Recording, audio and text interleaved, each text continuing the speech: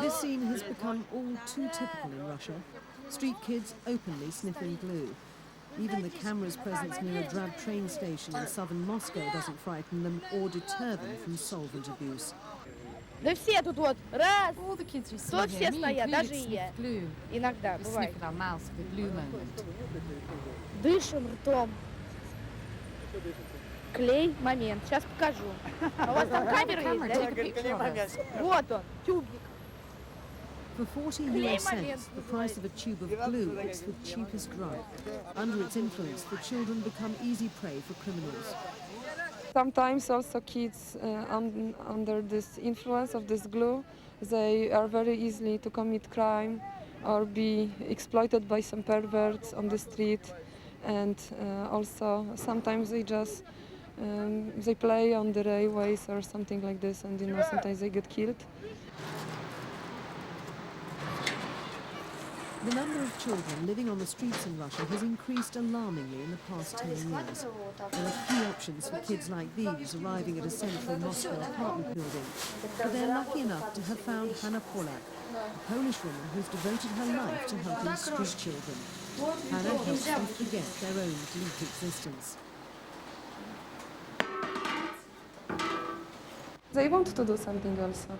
Like some people say that these kids cannot change, that there's no point to work with them, but I don't think so, because they come themselves every day here and bring food to the railway station for other kids.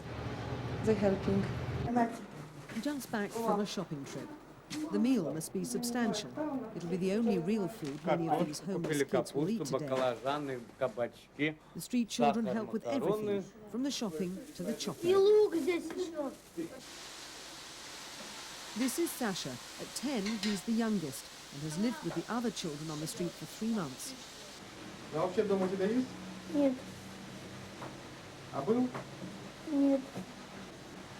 There are new signs of life in the Russian economy, but for much of Sasha's life, the situation has been grim, and that's swollen the number of homeless kids. Like the majority of street children, Sasha refuses to go to an orphanage. For them to say to go to the orphanage when many of them just run away from bad orphanages, it's a very difficult thing, and also they very much they're very happy that they have this freedom, so-called freedom, because they are not really free, but they think it's freedom. They can do whatever they want. Nobody's telling them something, so they don't fit to regular orphanage. Hannah and the children catch the tram heading south to Kurski. They're bringing with them a pot filled with a mix of pasta and boiled vegetables. It's virtually impossible to say how many street kids there are in Russia. Estimates range from 600,000 up to 2 million. What is clear is that the numbers are growing.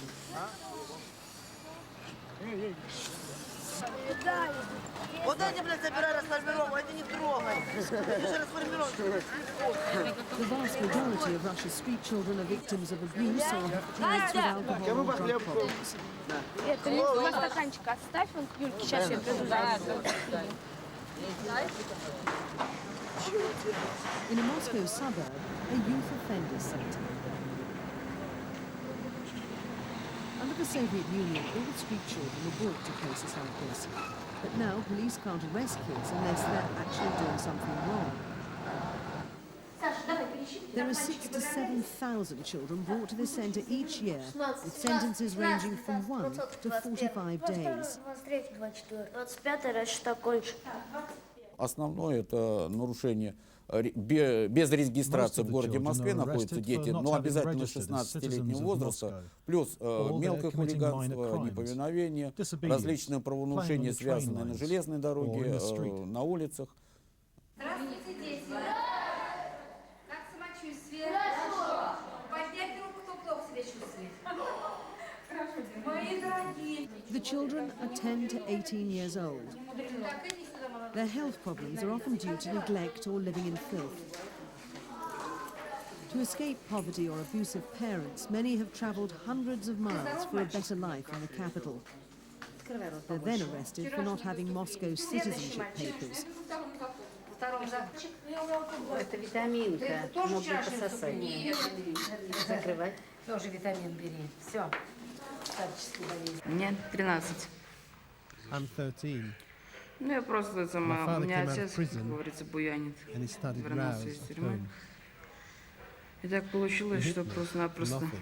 он за каждую And it was мелочь, because как of говорится, that ко мне I had to leave лезть. home. Из-за этого пришлось уйти из дома. Я живу в Брянской области, город Унич. Я приехал сюда вот заработать деньги с мамой. Мамка у меня выпивает, из дома меня выгоняет. Вот так. Я с ней вот поругался, она вот заразной. Вот она, когда пьяная, выгоняет нас, меня с братом. Выгоняет и все. My father drinks and he hits me. Because of that, I took my things and left. I wanted to go to my brother's house. My mother is in Moscow and she earns money.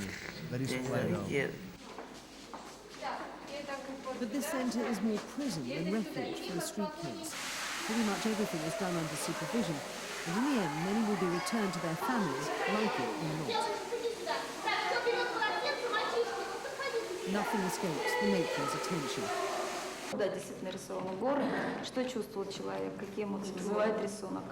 Мечтал на горах побывать. Полазить. Да, The drawing полазить там. course is a rare chance for the children to express themselves. Радуга это сама по The себе-то, rainbow in the sky is happiness. говорится, ну радость небольшая есть, все равно у меня домой Happiness that will скрылась, soon take потому me что back home. вот что самое главное. It's most Да. important, but my biggest, most У important меня надежда на то, hope is что, that my как father will говорится, not приехать get домой home отца, and go чтобы не back. было дома. Under communism, jobs were guaranteed. Salaries were low, but workers were sure to get paid. That's no longer the case, and many can't cope.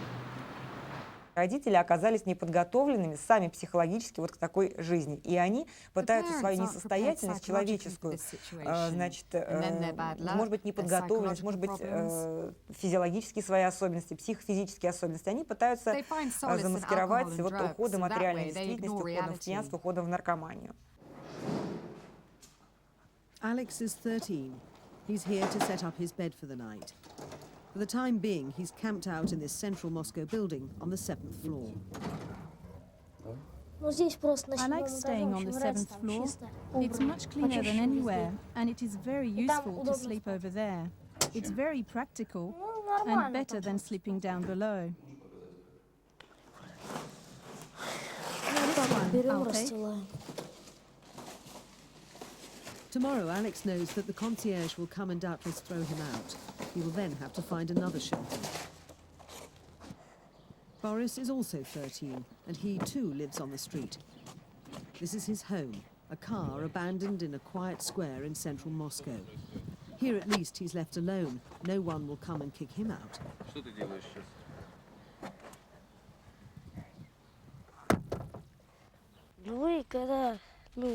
Some friends and I were messing about.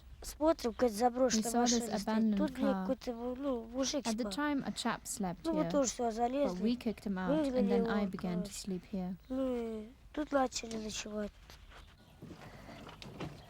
President Putin has announced that it's time Russia tackled the problem of street children, which he says has reached threatening proportions.